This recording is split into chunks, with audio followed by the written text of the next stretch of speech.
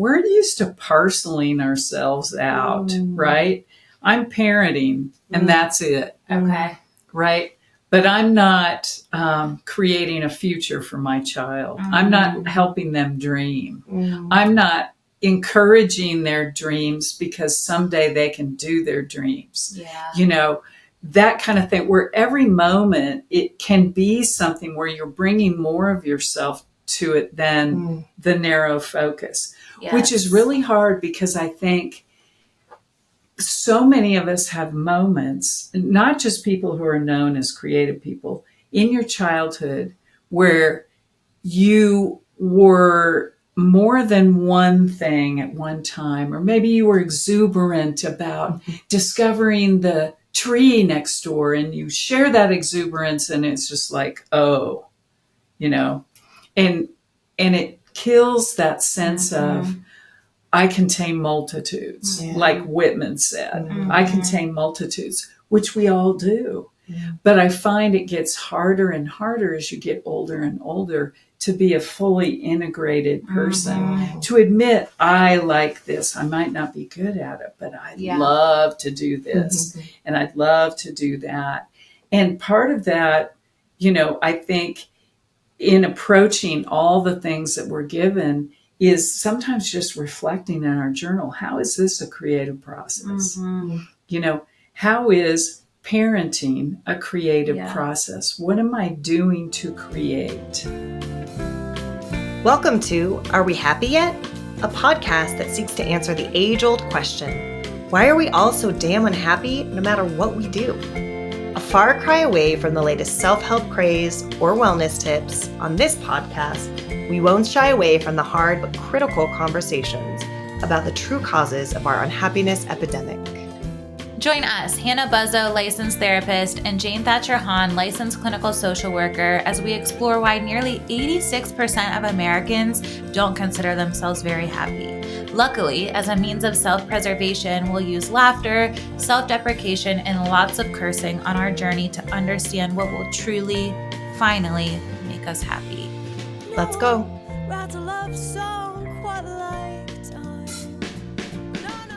Welcome to the podcast, everybody. It's a very special day for me because two of my very favorite people in the whole world are here. Hannah Buzzo, my co-host of Are We Happy Yet?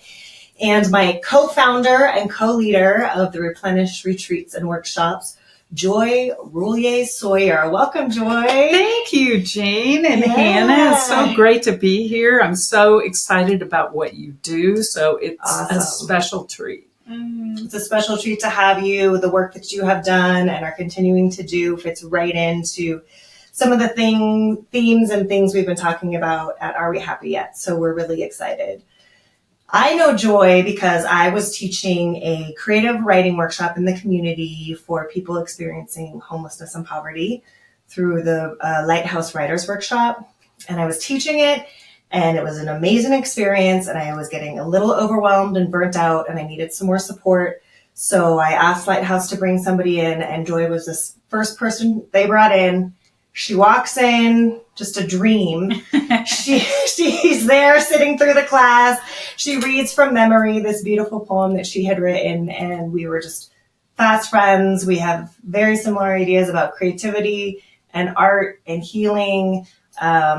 She has many, many identities, and that's one of the reasons we're excited to be talking with her today. Maybe I'll turn it over to you. I have lots of ideas and thoughts about what you mean to me in the world, but I'd love to hear, and I'm sure our audience would love to hear how you identify and who you are and where you're from. Thank you. Well, there's so much to talk about, especially about creativity and healing. And I'm a former therapist. I was a therapist in private practice for 20 years before I became a clinical poetry therapist, which I'll talk about. I am from Kansas, all right, but I have lived all over. Yeah. And music and theater was my first love, and I studied that first. But later I went to New York and studied at NYU, studied creative writing. And then came to Denver and got a master's in counseling and stayed for 31 years, I guess it's been. And what she's leaving out is that she got 2 masters in 3 years? Yeah. Masters of creative writing at NYU, and then she came out to Colorado and got her master's in counseling. Yes. Yeah. So, really, the kind of things you all do are a passion of mine, because I really, really believe that creativity can help mental health so much and in so many ways. And it's not just frivolous. It's not just an adjunct. It can actually be the pathway to healing. Yeah. And so I'm really glad this is your topic today, because I'm really passionate about it. Mm-hmm. Yeah, and you've brought writing and creativity to people in many different facets, workshops, therapy, all these different ways. Can you tell us a little bit about what poetry therapy is? Yes, I'd be glad to. Early in my counseling career, I encountered an organization called the National Association for Poetry Therapy. It's a national organization, and it's part of a coalition where all the art therapies are joined, like drama therapy, art therapy, music therapy. Perhaps poetry therapy and writing therapy is the least known of the creativity therapies. The poetry therapy umbrella really encompasses a lot. It's really anything that uses the written word in some fashion or form. And what happened was it was developed as a bibliotherapy model where the founder that we had was Arlene Hines, who worked at St. Elizabeth's Hospital in Washington, D.C., where the most challenging mental health situations were. And she found by giving patients books to read and talking about them, they were getting better. So pretty soon she got a psychiatrist to come alongside and work with her. And what they found was poetry was the easiest of written materials because it's short, but also the most sensory and the most concrete detail and the most able to be looked at abstractly and also just sensory, in that way. So people started getting better. It became a model. It became a textbook. I encountered it as a young therapist. I really believed it. And I trained for 5 years, became a clinical registered poetry therapist, and then a mentor supervisor of poetry therapists. Had a lot of journal therapists, bibliotherapists, and people using things like plays and essays and fiction and all kinds of written stuff. So very rigorous training, which is great because poetry can kind of sound flaky, especially in the therapy world, which was hard. And I had to introduce it to people as writing therapy, So, but I am trained in journal therapy too. It was part of my training. Because a great therapist here in town, Kay Adams, is the head of the Center for Journal Therapy, which is one of the most acclaimed international journal therapy centers in the country. She lived right here. Wow. And she was a supervisor for poetry therapy. So when she supervised me, I got a great education in journal therapy and poetry therapy. What was reactions you got from colleagues, friends, clients when you introduced this thing that was new and little known?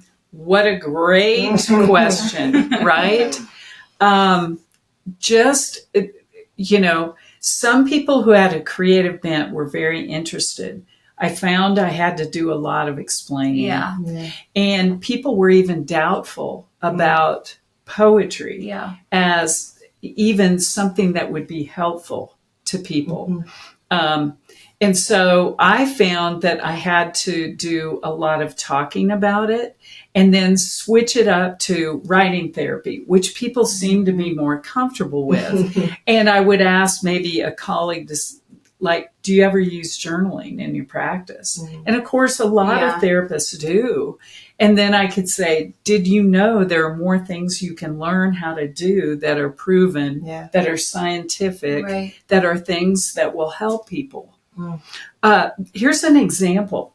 If a client is journaling and is going through some kind of trauma, all right, or a difficult situation, one of the simplest things you can do for containment is have them draw a square on the page and write within the square. Very simple, very visual, but helpful, right? The same thing happened to me during 9/11 when I was doing therapy and using poetry therapy. What I found is clients who had always written in free verse were now trying haikus and other forms, sonnets.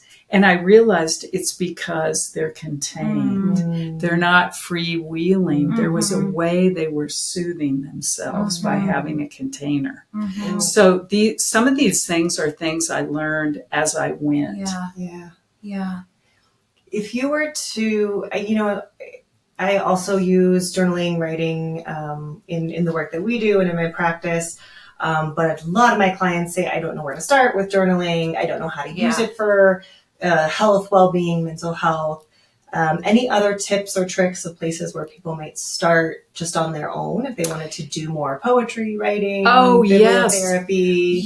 I know I get off on these stories. So, interfere. Stories are the best part. A little about journal therapy. Kay Adams was a lifelong journaler and then became a therapist and then became convinced that journaling could help clients. So she had an internship in a psychiatric hospital that had quite a few mental health challenges for people in it. So to try out what she was doing, she had people start journaling. Well, about 6 months later, when she followed up, she found out 96% of those people felt worse. And she went, wow, there's something wrong here. So what she realized was people need to gradually work themselves up. And she developed what she called the journal ladder, where it starts with something like sentence stems. The therapist could come up with, when so-and-so does something, I feel ... It's like a fill in the blank, And then you can go on to things like personifications. If anger was a person, how would you describe them? What do they eat for breakfast? What do they wear? A way of externalizing, an emotion that feels uncomfortable. And really the latter kind of moved up. A lot of clients don't have to start there, right? They can start with brainstorming and mind mapping and poetry and even things like making lists so that they have topics to write about. What I found is a lot of people find it easier to write about pain than joy. All right. And that's true of people in therapy. But James Pennebaker, who's one of the biggest writing therapy researchers we have, he's a psychologist at the University of Texas, found that the most healing writing is a balanced writing. So in other words, pouring out what you need to pour out on the page, turning the page, and then having to write on something positive or peaceful or calming or beautiful. And it can be hard to think those up. So if you have somebody make a list of 50 things I love, all right, that's quick. They look at that list when they turn the page and say, I'm going to write about coffee, for 5 minutes. It's a technique that's easy to introduce and helps people feel a little more, they've gotten out what they need to. They've also given themselves something self-soothing or calming.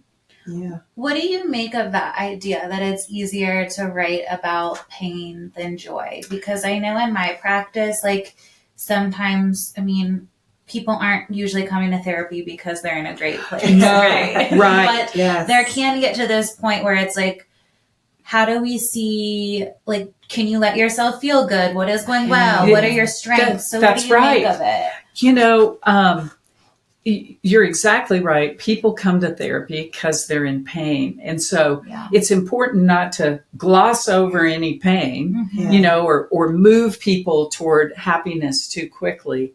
But I come from it in a writing perspective when I had a writing mentor say, you're going to find it's a lot easier to write about pain than joy, because pain is right here and it's immediate and we often can go right to it. But it's hard to write about joy without being cliched. Yeah. It's hard to write about joy without being sensory. And we know from writing therapy, good writing that is healing is sensory specific detail. All right, going into detail, but that's also good writing.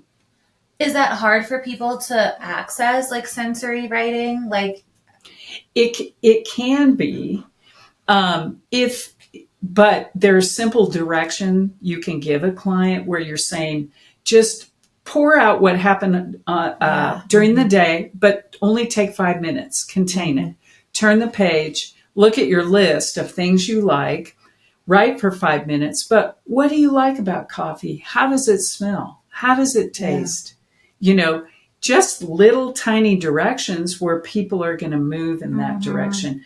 People, you know that PTSD, sometimes senses are blunted. Yeah. So this is an easy way, you know, to get people back into that. And that's kind of what I was thinking as you were talking, is like, is it harder because it sounds like mindfulness, it sounds like presence, it sounds like being in your body. And so many of us, and a lot of therapy is so heady that is just so countercultural to that. Exactly. I mean, that's exactly what you guys are doing. So yes, it's really a mindfulness thing, and it helps people get there. And we will, Joy and I, and we can talk about this in the podcast, have a retreat and workshop company called Replenish. And on that page, if you head over to our website, we have 100 writing prompts or 100 creativity tips for that can help organize you. Also on for my therapy company, Grit Therapy, my one blog that has done best of all blogs is creative writing tips for mental health. I mean, awesome. People don't read my blog that fantastic. often. So many people have read that blog. Our blog's So in the show notes, we will link to both Replenish and Grit Therapy and the resources that we're talking about. Because if you're feeling excited about using writing and poetry for your mindfulness, your health and well-being, but you don't know where to start, we'll provide some of those containers that you're talking about so that people can jump right in with that and not feel so overwhelmed. And it can be really hard to write just cold. So when you have prompts and things like that, it's so much easier and really healing for people. Yeah. Why is creativity important? Oh my goodness. Large topic. And I bet Jane has a lot to say about this too. Yeah. I've just seen so many things happen through creativity. Jane can vouch for this, and we've talked about it. In the Hard Times Writing workshops that we did, and right now it's my 6th year. I can't believe it. Good for you. Wow. Love it. And I just continued what Jane started. I just knew she had done such a great job. I was going to jump in. But we have seen really miraculous things happen for people because they come and talk about writing once a week and write. And there have been things that I feel like might not have happened for people if we had dealt with them directly. You know, but rather it's like a modality where you're adding it to what you're doing, and it just kind of augments what you're doing. But you know, creativity helps neuroplasticity. You know that it helps people not think as black and white. And I worked on half a doctorate at ILIF and University of Denver in religion and psychology. And my dissertation was going to be on the benefits of using poetry therapy. But what I found with my clients that were coming to see me, which a lot of them were coming from some more rigid backgrounds or places where creativity was suspect, that what creativity does is actually work the left and right side of the brain, which also helps with black and white thinking, because you begin to see gray just a tad bit, but you're not going to you're a black and white thinker, and let's work on that. You're giving them where they're, left side of the brain organizes, music, organizes, but right side of the brain, creativity, poetry, and imagery, and they come together because there's a structure to a poem, but there's also creativity. It helps people have a sense of freedom. It helps people deal with perfectionism in a way that they're not dealing with frontally. It gives people a sense of self-esteem. One of the things I saw with poetry therapy, when I first would hand out poems, there were a lot of people who had had bad experiences with poetry. All right. A teacher had told them they didn't understand it. They had trouble with it. But when they saw they could just comment on a line or image, they didn't have to understand it to get something from it. We didn't care what the author meant. It was only where it landed in them emotionally. Once they began to be able to contribute on a poem or two and write in response, you saw a sense of confidence and self-esteem building.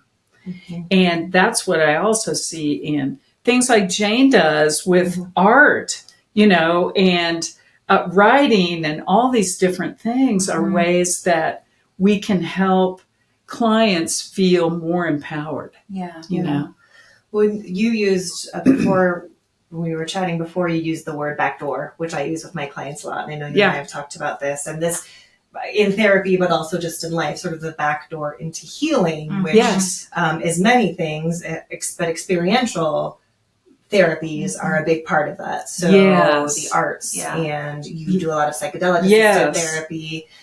So one of the reasons we wanted to start this podcast is to explore some of these backdoor experiential therapies that are maybe outside of the typical Western model of health and well-being in medical institutions, and might feel even a little bit scary or threatening to some people or the institution, because they do provide a lot of freedom, and they do ask you to expand and explore and be brave and actually feel new things in your body. As opposed to sitting there back and forth talking things through, which people get stuck with a lot. Right? They do. Absolutely. What would you say currently is missing from that model of I'm sitting and talking through my problems with a therapist? Where could people get stuck that they might, maybe look for that back door? Well, I was trained under the model that Irvin Yalom teaches, and very experiential, but very this way. All right. I'm a pilgrim walking alongside, and I'm using myself in this transaction. All right. I'm not the expert sitting here giving you the advice. Creativity does that because we become co-laborers. It's kind of like you create, I respond. There's an action taken rather than I'm creating a problem. I'm talking about a problem. I'm creating something that might tell you about the problem, and we can talk about the creativity. This is why bibliotherapy or poetry therapy works so well. Is because in a group, and that's usually where you're going to see some of these things take place, what happens is that the usual model in a class is, here's a piece of literature, and the teacher is teaching you, talking down. There's a place for this, talking down, telling you what the literature means. In a bibliotherapy setting, The literature is the facilitator. Mm. All right. My only job is to keep bringing it around to what people feel about what they're reading. And so I might say, what does this remind you of? Oh, I have a memory of my grandmother's, house where we ate white cake. And that might sound like a tangent, but that's a sensory detail, white cake, right? It's like a way so that you're just sort of a co-laborer. Yeah. And I think that takes away the fear sometimes. Yeah. Plus, you're not dealing directly. The focus is on a piece of literature which isn't as scary. So in a 6-week group, by the time you get to the 6th week, people aren't afraid.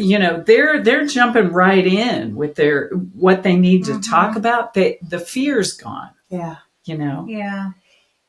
I mean, that's interesting. And catalyst is a great word. So poetry, literature is the catalyst. Is that how you feel about ketamine or psychedelic medicines? Totally. Like that's the catalyst. And then you're what did you say? The co-laborer. Yeah, co-laborer. Yeah. My mentor always says that you're basically a doula. Yes, you just are. Helping the experience move along when you're in these roles. That's very cool. And EMDR is similar. Yeah. When you're using the tapping and the formula as the catalyst, or animals, or nature often. Some of these other things. I think it's a more holistic approach, right? And it helps to address the fact that we are a multitude of things in this being that we are, and not just a brain, and not just Yes. Yeah. And on that topic, like for me, I mean, okay, so I remember years ago I was in this book club and they said we had to read Big Magic by Elizabeth Gilbert. Yeah. And it was like a book about creativity, and of course I rolled my eyes. I'm like, I'm not a creative person, but that book really changed the way I think about creativity. Like, I don't really do music. I mean, I'm into art a little bit, but I don't have these like artistic talents. But the way I think is very creative. I think there's just a lot of maybe like label or misbelief around what creativity really is. Yes. Will you speak to that? Well, I feel like the best way to speak to that is to go directly to Big Magic by Elizabeth Gilbert, because you might remember this, but there's a part in the book that's very small.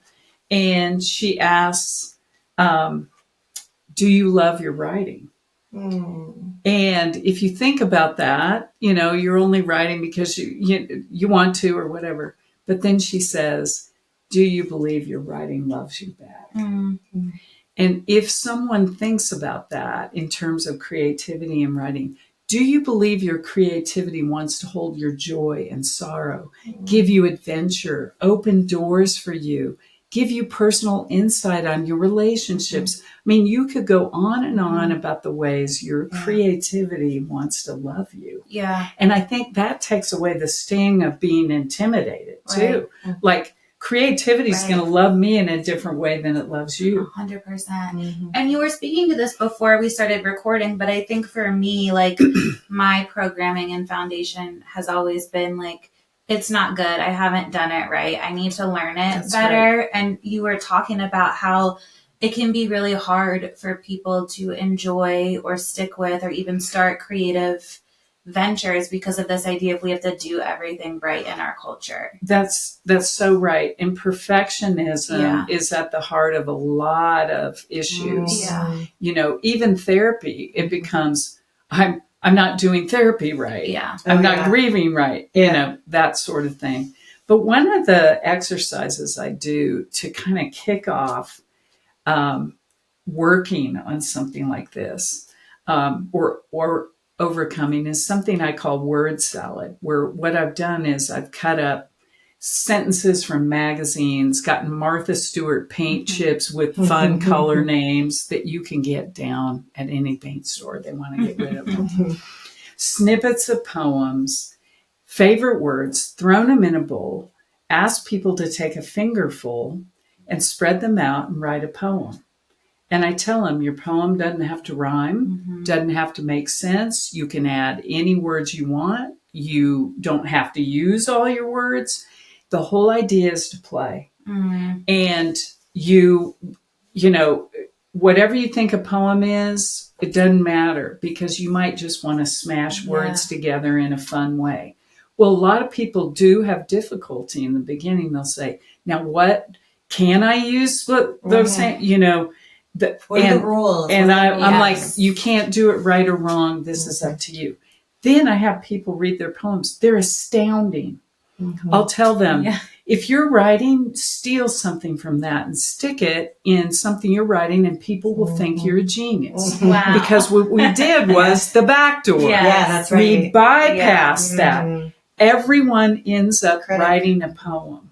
Right. And then I'll say to them, why didn't you ask me what a poem is? And of course, the answer is because you already know and you just wrote one. Yeah. And it's in you. Wow. You can see the light go on. Yeah. You know, and it gets to the heart of perfectionism, and it gets to the heart of, I got to do it right. No, there's only your way.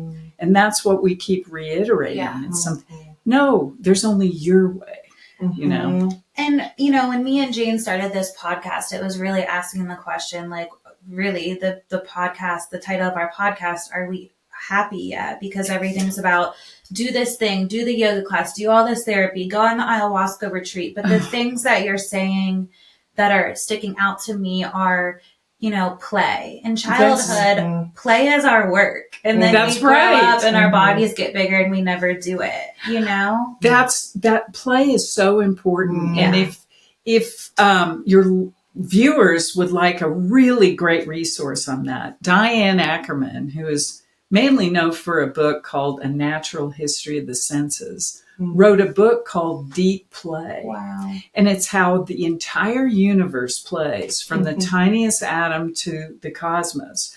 But she makes the point that writing is also its own form of play, separate from other forms of play. But I just taught this class at Lighthouse called The Poetry of Play. And I did begin it with something she said that I thought was fascinating.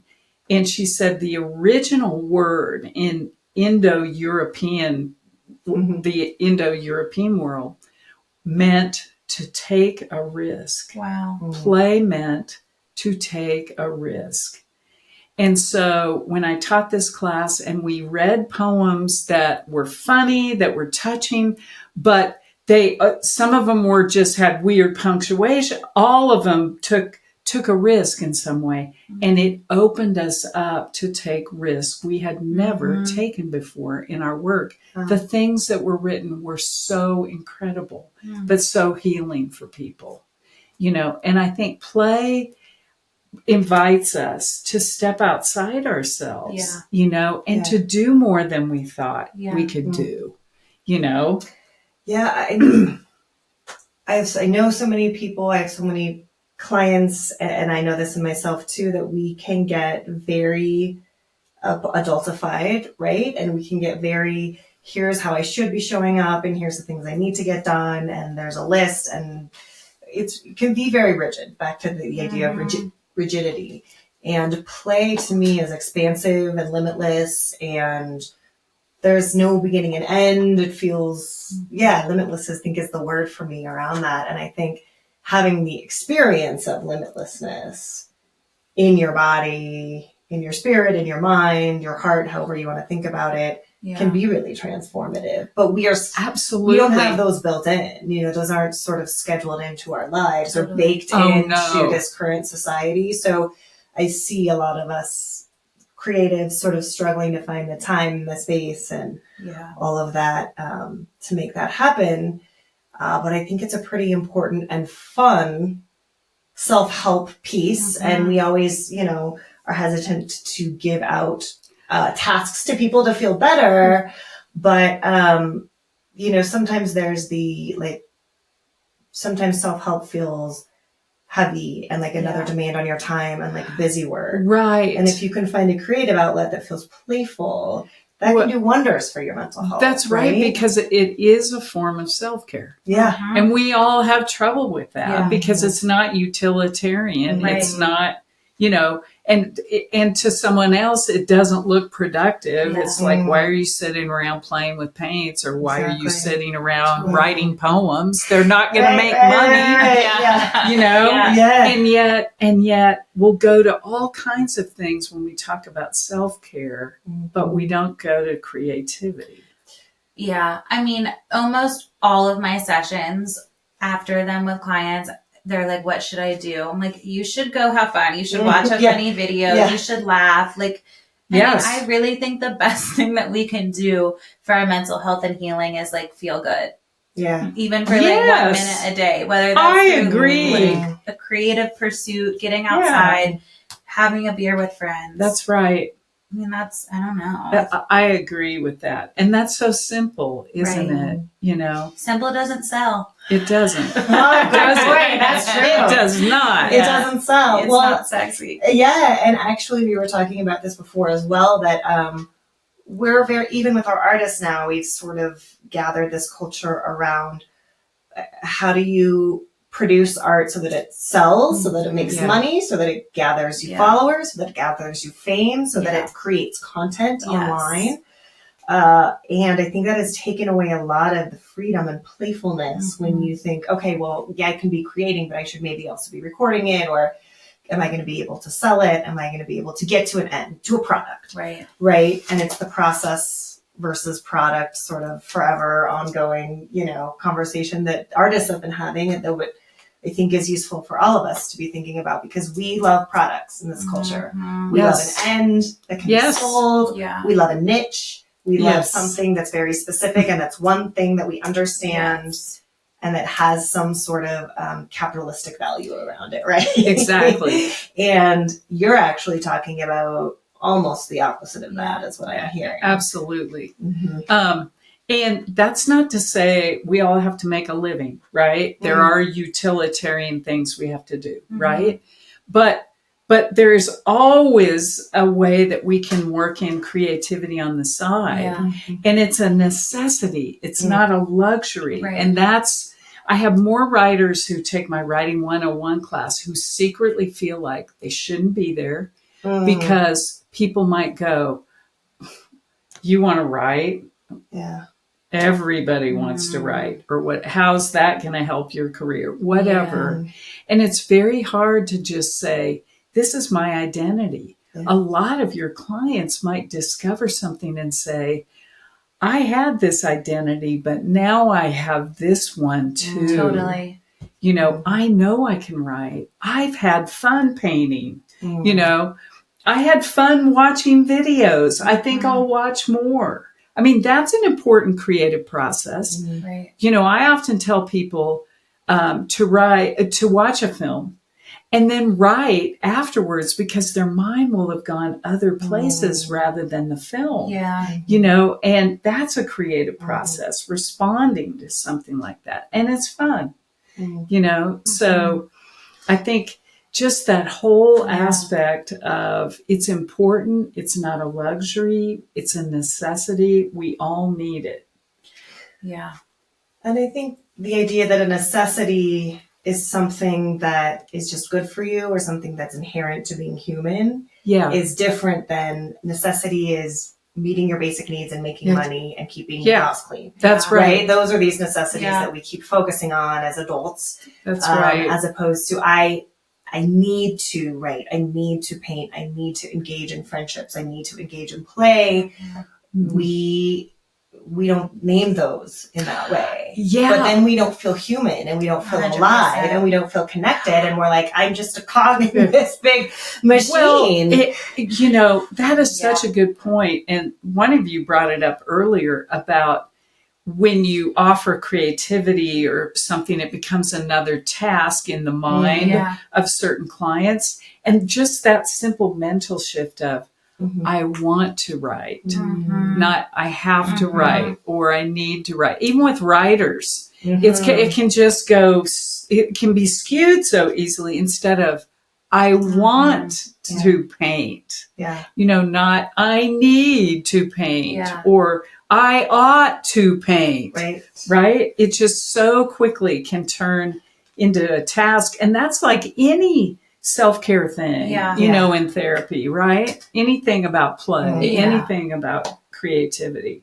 Well, and I mean, I think what you two are saying is like, it's not something that you just do. Like, it's needed to be a human. Like, you need this creative expression, whether it's writing or playing outside or painting. I mean, like, I always go to the kid thing of like their little baby brains. They're always drawing, right? They're drawing on the walls, on the couch. That's right. Like, it's innate in us, is what the two of you are saying. Yeah. And so it's like, how do we spread the word that maybe if you feel so tired and exhausted, it's not you do another thing. Like, it's like you do a creative project for fun one That's day, right. And you frame some of the things that people love as creative acts. Yes. Like, you might have someone who loves to cook. Yes. Well, that is creativity. Yeah. I mean, there are so many elements. You're working your body. I mean, and to turn that into, how about you go play with some food? Yes.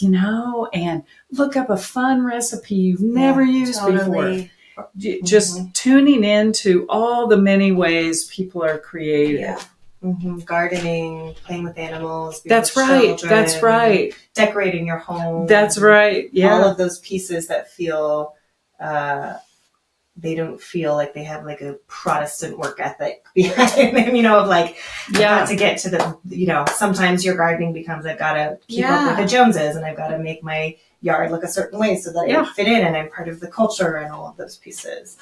Yeah. I mean, even like, like going on a hike where you want to see the wildflowers instead of going on the 3-mile hike that will give you the workout. That's right. Like, that's right. Like just going to explore a new neighborhood. That's, I think, a creative expression, right? It is. It totally is. Well, it speaks to living a creative life or having a creative way of being in the world. And one of the things that I struggled with, and we can talk a little bit about this identity piece, is how to feel like you're showing up creatively in everything when you have to be at your job, or you have to take care of your kids, or you have to take care of your home or fix a broken pipe, or, like how do you create a life that feels lively and creative and colorful?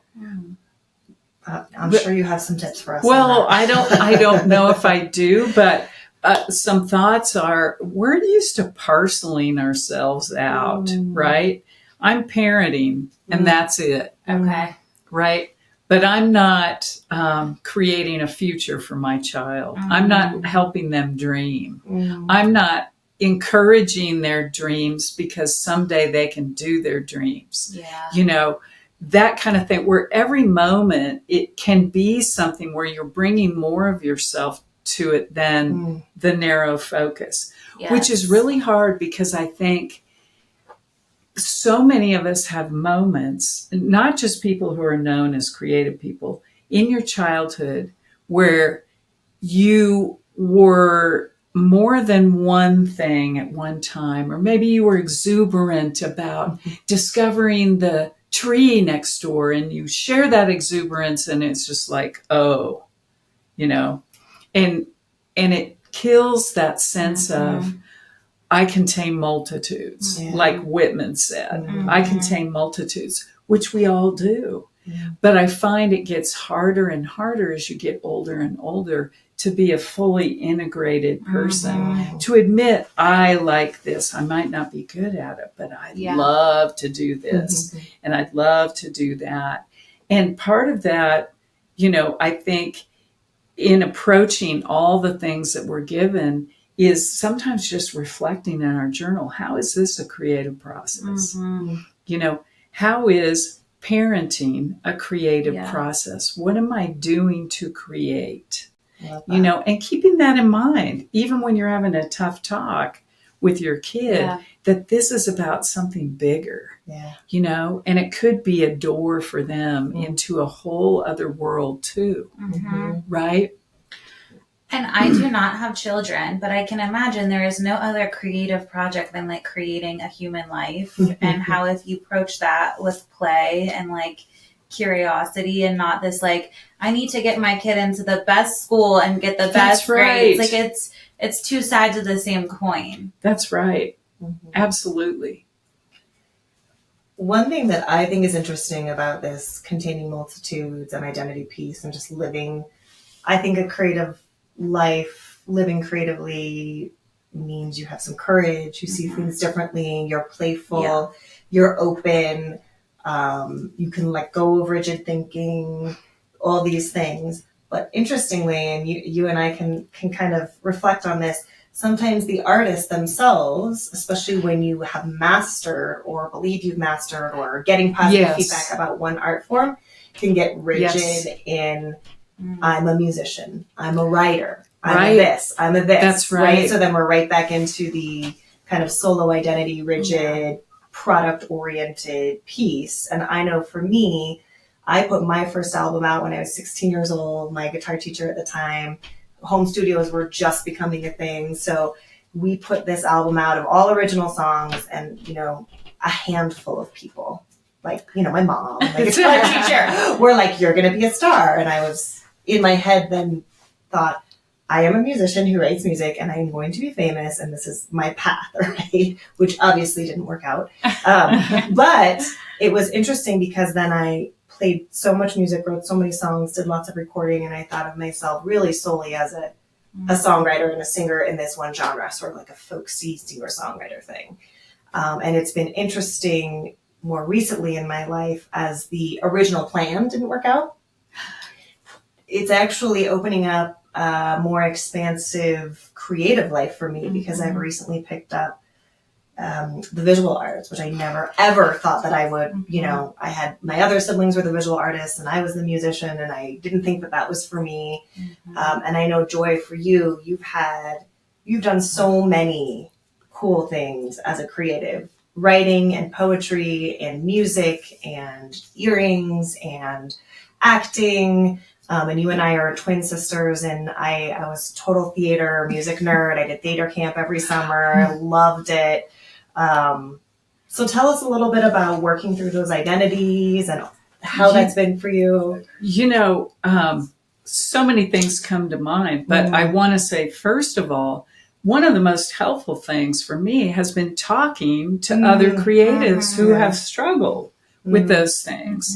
And perhaps even if I discuss with other people who feel like they're holding back, I've had great discussions with Jane about that and how you bring to bear all that you are. Of course, you know, my niche was writing. I've been writing since I was 8 years old. You know, I have a master's in creative writing. I teach writing. But my first love was musical theater. That's the way I was headed. You know, and I've written a children's musical and I've, you know, had a song on the radio and all that, but that's not my identity. And it's hard to branch out in these things that I want to do or feel like doing, because I'm very aware people might look at that and say, she's off on a toot. You know, or that's some manic energy or, you know, something like that. There's a fear of what people might think. Instead of, you know, I just finished a screenplay and it's because film is one of my great loves and my husband was a film critic and we go to the film festival every year and see 30 films. And that might not be something very many people know. So a screenplay is a natural thing for me, whereas when you're thinking about other people, it can be very difficult, but it can free them if you will step into it. And keeping that in mind as a therapist or a creative to say, this is a way of helping. You know, this isn't just creating, this is a way of inviting people into more and not having fear in what they love, you know? And so there's a dual purpose in it, I think. Well, yeah, and as I'm thinking of even more purposes for the individual because we were talking about integration and being integrated with your body. And in EMDR, we often talk about being, you know, an integrated person, having your parts integrated in IFS.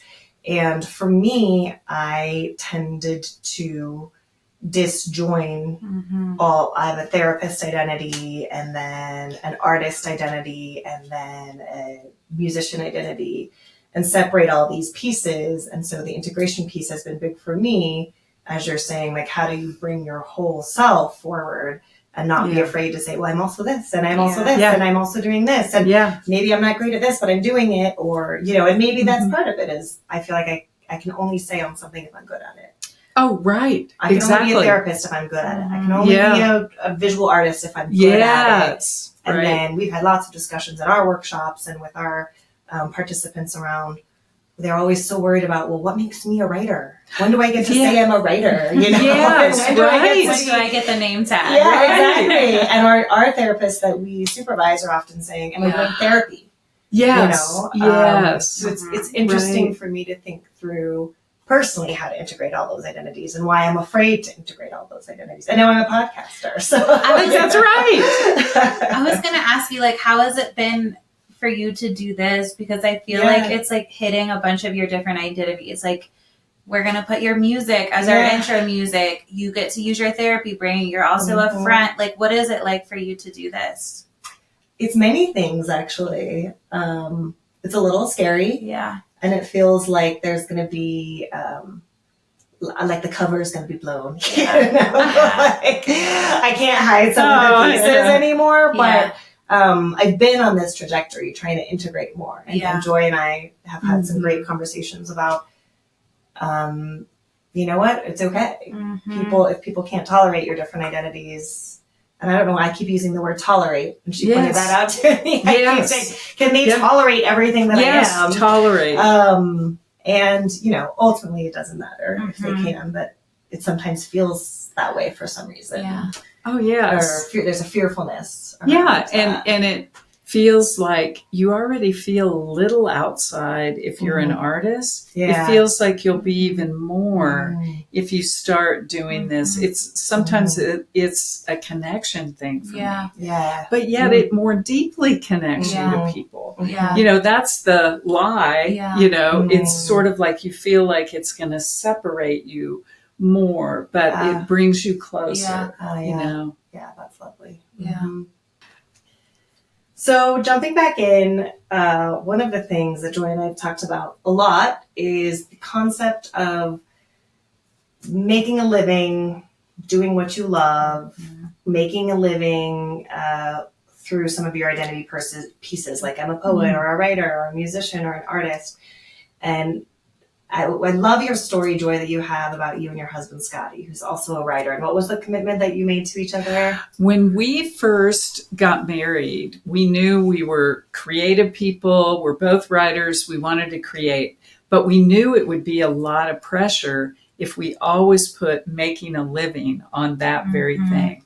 Because we knew people who, once they wrote a book and people liked it, did 10 other books just the same because they were a franchise, right? We never wanted to do that. So we always made a commitment. We're going to find something to make our living and then do our creative stuff on the side. And if it makes money, that's gravy.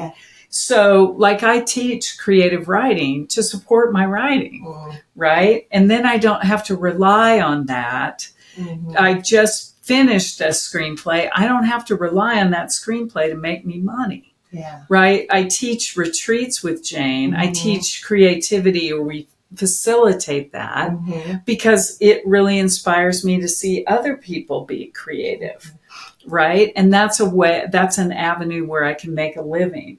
So that was really important to me. And then when I met Jane, she was not only doing this, she had put a lot of thought into it and was writing a book. So I've been talking to her about this book, hopefully encouraging her on this book because it's so important for people. Go ahead and talk about it. I've been working on this concept. I mean, it's sort of a culmination of all my experiences as a creative and professional, but it's the concept that our dream, our big dream that we all have about whatever it is, being a creative or being famous or making lots of money or getting lots of accolades for our art or our whatever it is that we feel passionate about, that a lot of that dream was constructed by a culture that, as we've talked about, is product oriented and money oriented and achievement oriented, and that if I step back and break away all these pieces that for years I said was my dream and the thing I was chasing, if I broke all that away, what I really wanted was to feel alive and feel connected and feel creative. And I wanted to claim my experiences as my own. And I didn't want to feel empty. I didn't want to feel like I was floating above my life, all of those pieces, right? That's what I wanted. That's what originally, I started writing songs on my childhood bed years ago, right? I was sitting there with the guitar, writing music to help me process, to bring joy, for no reason at all, even just because I wanted to and it was there. And so I've been grappling with that throughout my life. Sometimes I've been a musician full time. Sometimes I've been a therapist full time. I've tried to bring it all together and do both. So I feel like a lot of my life's journey for myself is finding some sort of way to get rid of the hindering part of the dream and get into an actual creative life that's sustained somehow financially, because I live in a world where I have to sustain myself financially. So sometimes I do a lot better than others at that piece.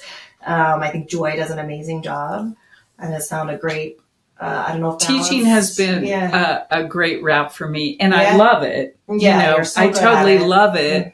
And I get to help other people be creative. It's not the same thing as writing, but to me, it's exactly what Jane's talking about, a fulfilling creative life. Yeah. You're making a living so you can do other things too. Yeah. And every part of your working day is not just about making money, right? No. It's about making art, That's making right. a life. That's right. All those pieces. And by the way, Joy has sort of a cult following with her writing students. Like, she's so fun and so great to take courses with that there's people following her everywhere, and she'll. Well, can I say Jane does too? I hear about it often. You also need a cheerleading squad, right? You need a good believing mirror if you're creative. Joy, this has been an amazing conversation. So amazing. Thank you. I've enjoyed this so much. We could go on and on. There will be a part 2. Yeah, okay, Yes, great. we'll because we have so much to talk about. The three of us. Definitely. Please tell our listeners how to find you, what you're up to, what you and I have going on. All that stuff. Well, I would love to start with what we do, Jane. We have a group called Replenish, where we believe in replenishing creatively, through health, through all kinds of avenues, through our therapy background too. And using these things in a way to deal with people holistically and give them something. Well, we just did a retreat. And retreats are our main thing. Yeah. During the pandemic, we had to do Zoom workshops, which were really kind of fun. Yeah. They weren't retreats. We had already done one retreat in Colorado Springs that was fabulous. It was so fun. And the reason Jane and I started this, can I say? Please, yes. Was we got to talking one day over happy hour, and we realized we both hated women's retreats. We were just like, they do all these things, and blah, blah. What is a woman's retreat? We would go on. So it was soaking in hot springs, which we had discovered we loved together already, and drinking margaritas. And so we developed this whole thing of what is a retreat I would want to go on, right?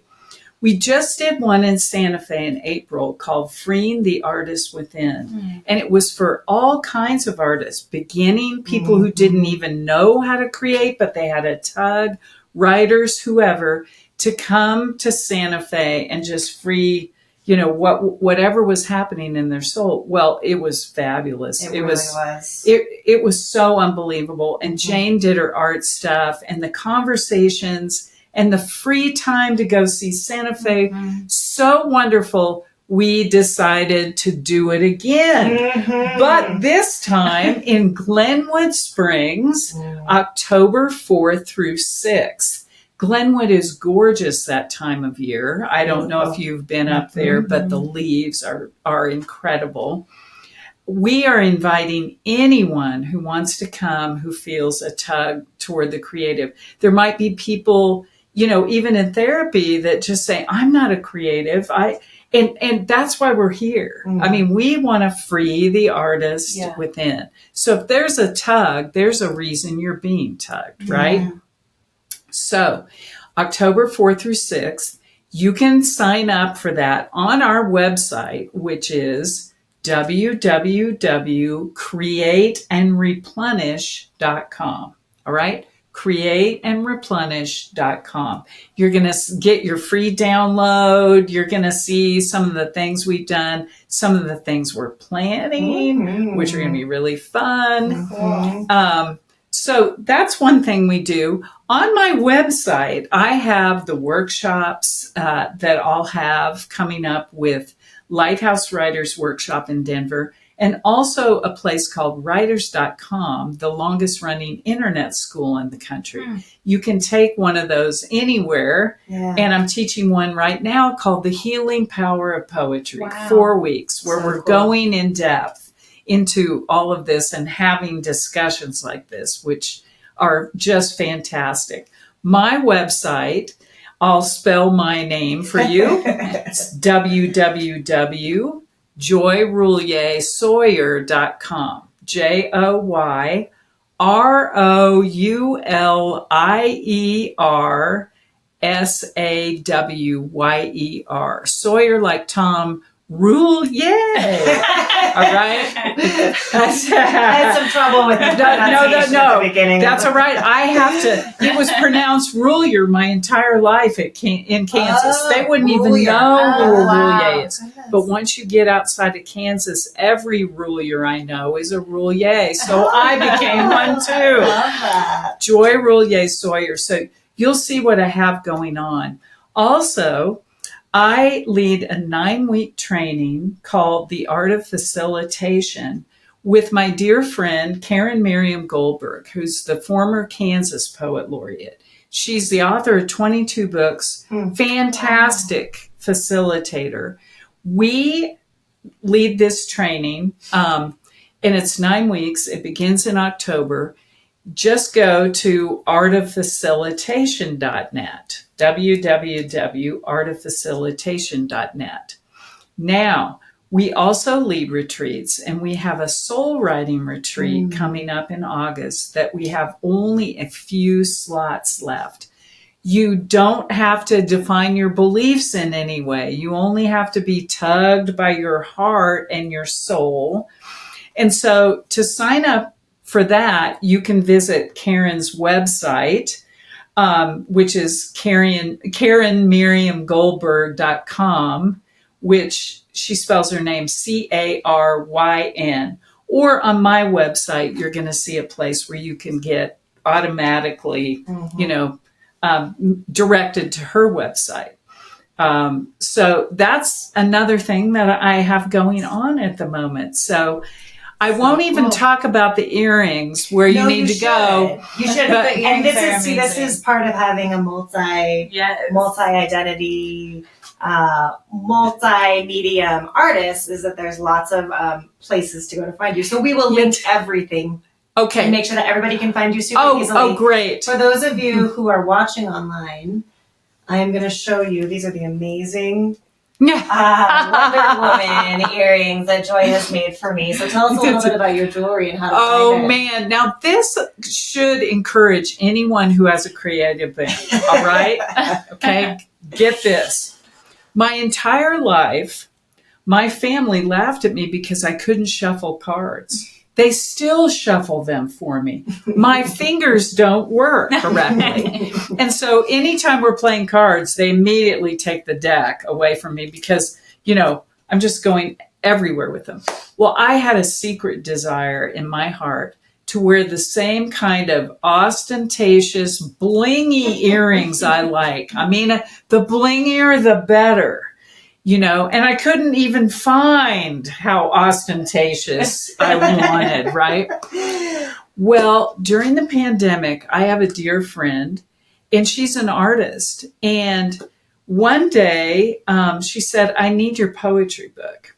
So I gave it to her. The next thing I knew, there were about 15 pairs of earrings where she had cut up the book and made poetry earrings, and they were incredible. Just for fun, she hands these to me. And I said, I would give anything if I could make earrings. She said, I can teach you. I said, you will never be able to teach me because I am such a klutz. She was in my pod during the pandemic. Yeah. There were a couple of people we saw because they were very careful about health things. So I was over there for hours at a time while she worked with me, hours and hours.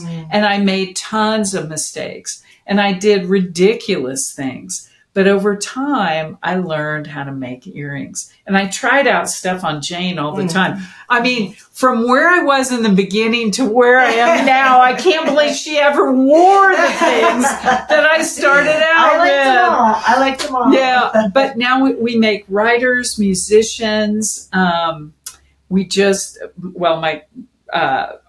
art partner just made some Taylor Swift earrings. Swiftie Tay-Tay. earrings.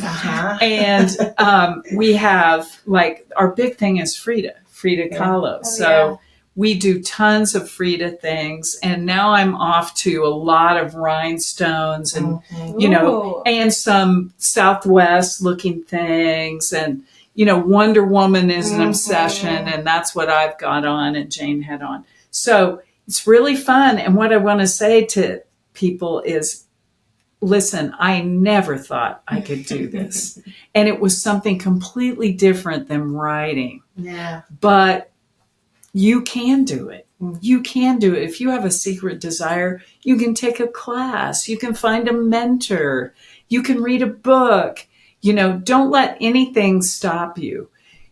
Because what I realized? I tell this to my writing students. Dream big. What's wrong with dreaming? It's easier to talk about issues and problems than it is to be vulnerable and talk about dreams and desires. And then I say to them, which is true of any art, what's the worst that can happen? You could be disappointed. Yeah. Do you know what it's like to be disappointed? I mean, we've all been through it, right? That's the worst that can happen. Right. So go for it. That's, if I can do this, you can do anything. That's what I say. Yes. Great parting words. That's right. Joy, you are a true joy. Yes. This has been an amazing Thank you. I have enjoyed you guys so much. Love what you're doing. Love just being here to talk about these things we feel passionate about. Thanks so much. Thank you.